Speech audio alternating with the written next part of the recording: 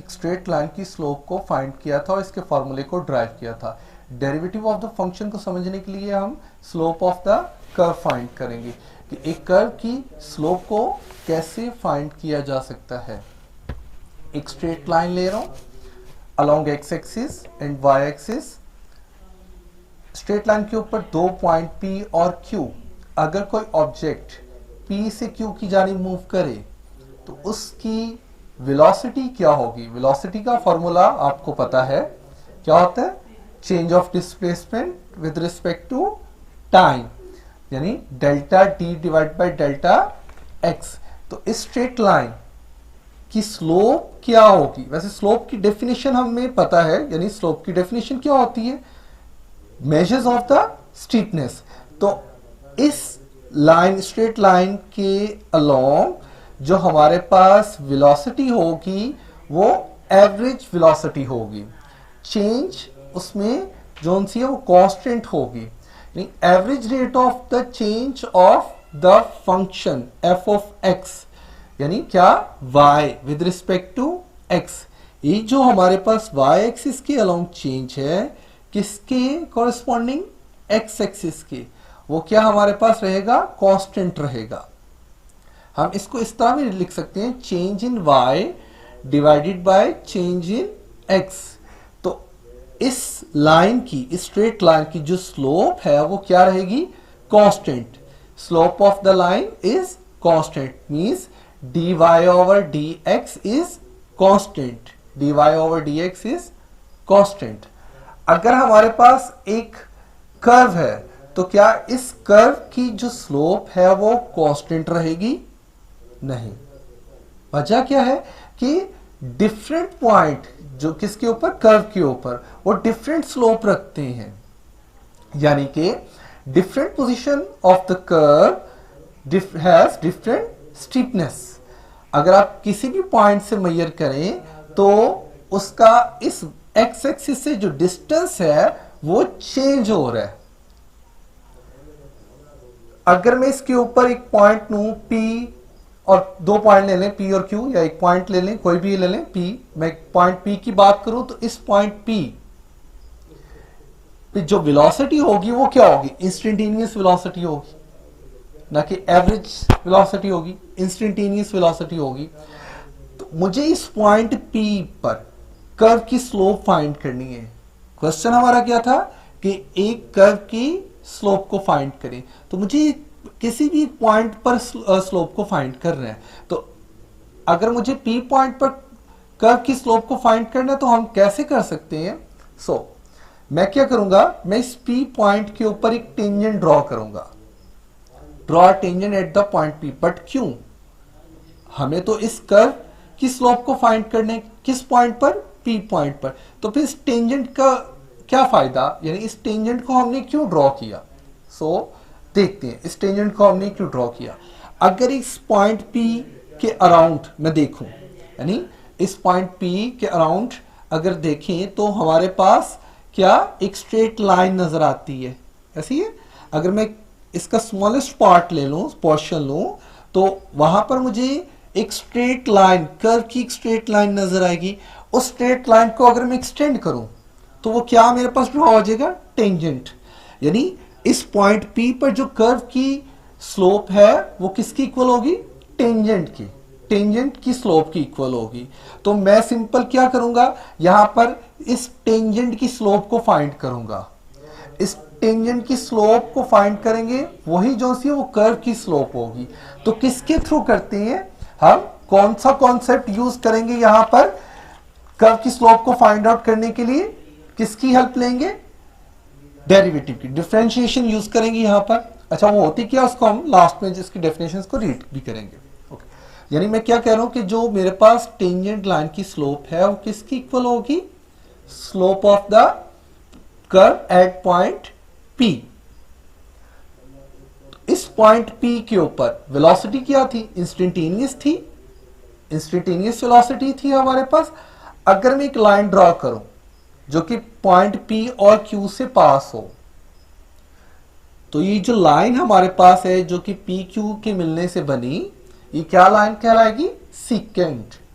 तो इस सीकेंट, ये क्या सीकेंट लाइन है हमारे पास, एक स्ट्रेट लाइन है, तो एक स्ट्रेट लाइन के ऊपर जब ऑब्जेक्ट मूव करे तो उसकी वेलोसिटी क्या होती है, एवरेज वेलोसिटी होती है, यानी एवरेज रेट ऑफ चेंज होगा, ना कि इंस्टेंटेनियस होगा। सो यहां पर दो चीजें आपने जहन में रखनी है कि अगर हम कर्व की बात करें तो कर्व के ऊपर जो वेलोसिटी होगी वो कौन सी होगी, इंस्टेंटेनियस होगी, और स्ट्रेट लाइन के ऊपर हमारे पास जो वेलोसिटी होगी वो कौन सी होगी, एवरेज वेलोसिटी होगी। सो हम स्टार्ट करते हैं, फॉर्मूले को ड्राइव करते हैं और देखते हैं, हम इसी की मदद से हम फॉर्मूले को ड्राइव करेंगे। एक पॉइंट P से परपेंडिकुलर लाइन ड्रॉ करें, किसके ऊपर, एक्स एक्सिस के ऊपर। Q पॉइंट से भी ड्रॉप करें एक लाइन एक्स एक्सिस के ऊपर।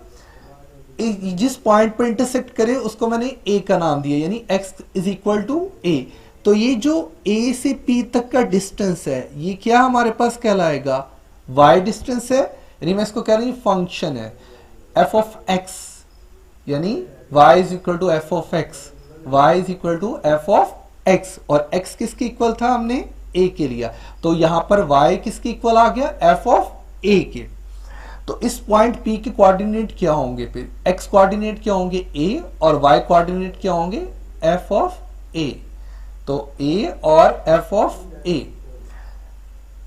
इस पॉइंट P से जो परपेंडिकुलर लाइन ड्रॉ की हुई है और Q पॉइंट से जो ड्रॉप की हुई है, इन दोनों के दरमियान अगर मैं डिस्टेंस को h का नाम दूं, आप कोई भी वर्डिंग यूज कर सकते हैं, कोई भी डिजिट ले सकते हैं, मैंने h का, तो फिर इस Q पॉइंट से जो परपेंडिकुलर लाइन है वो x एक्सिस को किस पॉइंट पर इंटरसेक्ट करेगी, a, o से लेकर इस पॉइंट तक का जो डिस्टेंस है वो a है, और a में ऐड कर दो इस h को, तो ये क्या हो जाएगा हमारे पास, x is equal to a plus h, और Q से हमारे पास इस a प्लस एच तक का जो y के अलोंग डिस्टेंस है वो क्या बनेगा, क्या ऐड किया हमने, किसका इजाफा हुआ, h का, तो x में अगर इजाफा h का हुआ तो y में भी कितना भी इजाफा होगा, प्लस h का। तो यानी ये जो मेरे पास f ऑफ a है वो क्या बन जाएगा, f of a plus h। तो Q पॉइंट के कोऑर्डिनेट क्या हमारे पास आएंगे, a प्लस h और f of a plus h। ये कर्व हमारे पास क्या थी, y is equal to f of x, या आप f ऑफ x कह सकते हो या y कह सकते हो।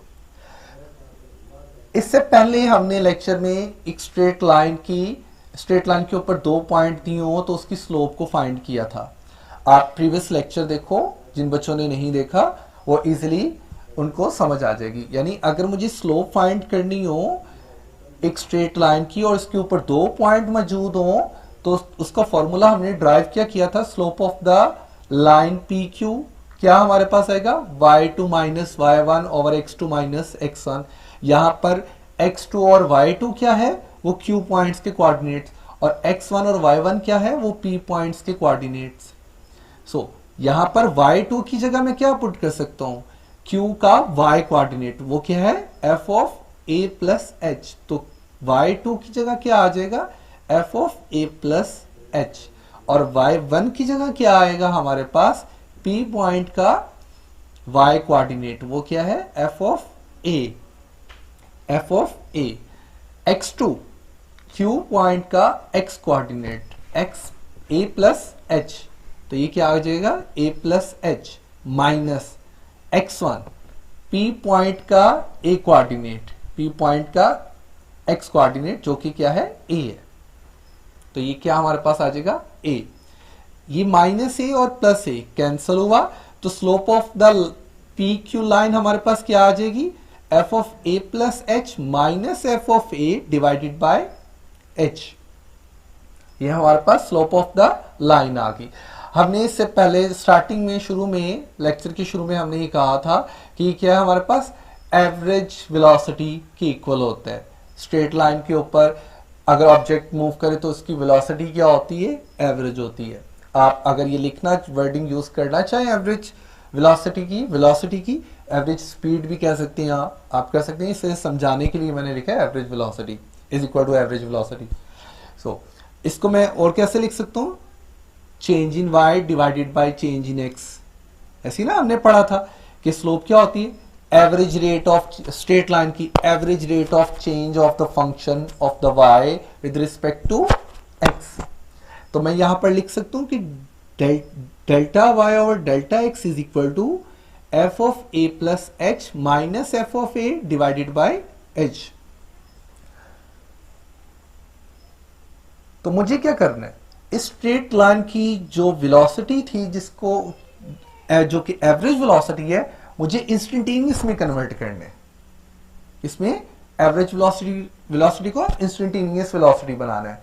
वो कैसे पॉसिबल है हमारे पास, अगर मैं इस डिस्टेंस को जीरो कर दूं, यानी ये जो h था ये रहने, इसको मैं क्या कर दूं, जीरो कर दूं, तो ये मेरे पास जो q पॉइंट है वो किसकी तरफ मूव करेगा, फिर p पॉइंट की तरफ।